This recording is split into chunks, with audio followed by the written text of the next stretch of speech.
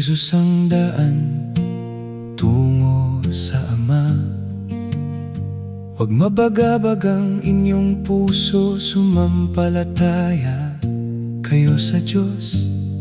Sumampalataya rin naman kayo sa akin. Sa bahay ng aking Ama ay maraming tahanan. Kung hindi gayon, sasabihin ko ba sa inyo na ako'y paparoon upang ihanda ko ang lugar para sa inyo? At kung ako'y pumunta roon at may handa ko ang isang lugar para sa inyo, ako'y babalik at kayo'y tatanggapin ko sa aking sarili, upang kung saan ako naroroon, kayo rin ay naroroon. Nalalaman ninyo ang daan patungo sa lugar na aking pupuntahan. Sinabi sa kanya ni Tomas, Panginoon, hindi namin alam kung saan ka pupunta. Paano namin malalaman ang daan? Sinabi sa kanya ni Jesus, akong daan at ang katotohanan at ang buhay. Sino man ay hindi makakarating sa Ama kundi sa pamamagitan ko. Kung ako'y kilala ninyo, ay makikilala rin ninyo ang aking Ama. Mula ngayon siya'y inyong nakikilala at siya'y inyong nakita. Sinabi sa kanya ni Felipe, Panginoon, ipakita mo sa amin ng Ama at kami ay masisiyahan na. Sinabi sa kanya ni Jesus, mahabang panahon ang ako'y kasama ninyo at hindi mo ako nakikilala. Felipe, ang nakakita sa akin ay nakakita sa Ama. Paano mong nasabi, ipakita mo sa amin ang Ama? Hindi ka ba sumasampalataya na ako'y nasa Ama at ang Ama ay nasa akin? Mga salitang aking sinasabi sa inyo'y hindi ko sinasabi mula sa aking sarili, kundi ang Ama na nananatili sa akin ang gumagawa ng kanyang mga gawa. Sumampalataya kayo sa akin na ako'y nasa Ama at ang Ama ay nasa akin. Subalit kung hindi ay sumampalataya kayo sa akin dahil sa mga gawa, katotohanan sinasabi ko sa inyo, ang sumasampalataya sa akin ay gagawin din ang mga gawang aking ginagawa, at lalong dakilang mga gawa kaysa rito ang gagawin niya, sapagkat ako'y pupunta sa Ama. At anumang hingin ninyo sa aking pangalan ay aking gagawin, upang ang Ama ay maluwalhati sa Anak. Kung kayo'y humingi ng anuman sa pangalan ko, ay gagawin ko.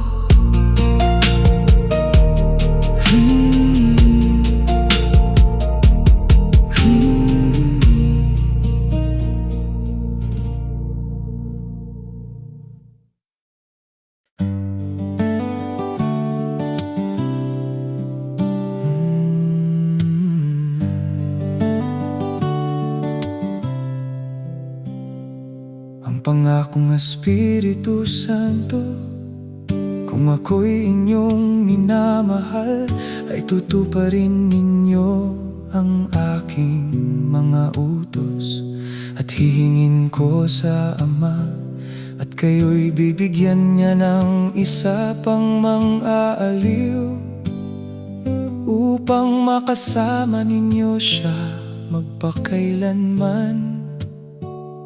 Ito ang Espiritu ng katotohanan, na hindi kayang tanggapin ng sanlibutan, sapagkat siya'y hindi nito nakikita o nakikilala man. Siya'y nakikilala ninyo, sapagkat siya'y nananatiling kasama ninyo, at siya ay mapapasa inyo. Kaunti pang panahon, at hindi na ako makikita ng sanlibutan, ngunit makikita ninyo ako. Sapagkat ako'y nabubuhay, ay mabubuhay rin kayo. Sa araw na yon ay malalaman ninyong ako'y nasa aking Ama, at kayo'y nasa akin, at ako'y nasa inyo. Siyang mayroon ng aking mga utos at tinutupad, ang mga iyon ay siyang nagmamahal sa akin, at ang nagmamahal sa akin ay mamahalin ng aking Ama, at siya'y mamahalin ko, at ihahayag ko ang aking sarili sa Kanya. Si Judas, hindi ang Iscariote, ay nagsabi sa Kanya, Panginoon, paano mong ihahayag ang iyong sarili sa amin at hindi sa sanlibutan? Sumagot si Jesus sa Kanya, kung ang isang tao ay nagmamahal sa akin, ay kanyang tutuparin ng aking salita, at siya'y mamahalin ng aking Ama, at kami lalapit sa Kanya, at kami gagawa ng tahanang kasama siya. Ang hindi nagmamahal sa akin ay hindi tumutupad ng aking mga salita. At ang salitang inyong narinig ay hindi akin, kundi sa Amang nagsugo sa akin. Ang mga bagay na ito'y sinabi ko sa inyo, samantalang ako'y nananatiling kasama pa ninyo.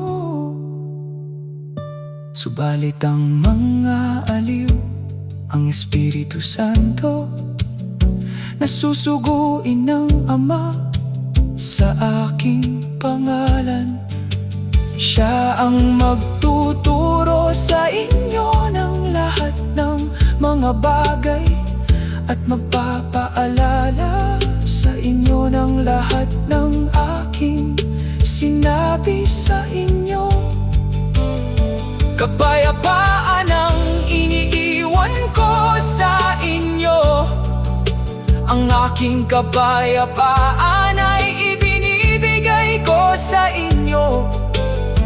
Hindi gaya ng ibinibigay ng sanlibutan, ang ibinibigay ko sa inyo. Huwag mabagabag ang inyong puso o matakot man. Narinig ninyong sinabi ko sa inyo, ako ay aalis at babalik ako sa inyo. Kung ako'y inyong minamahal, kayo'y magagalak, sapagkat ako'y pupunta ay higit na dakila kaysa akin. At ngayon ay sinabi ko sa inyo bago pa mangyari, upang kung ito'y mangyari, kayo ay maniwala. Hindi na ako magsasalita pa ng marami sa inyo, sapagkat dumarating ang pinuno ng sanlibutan. Siya'y walang kapangyarihan sa akin. Subalit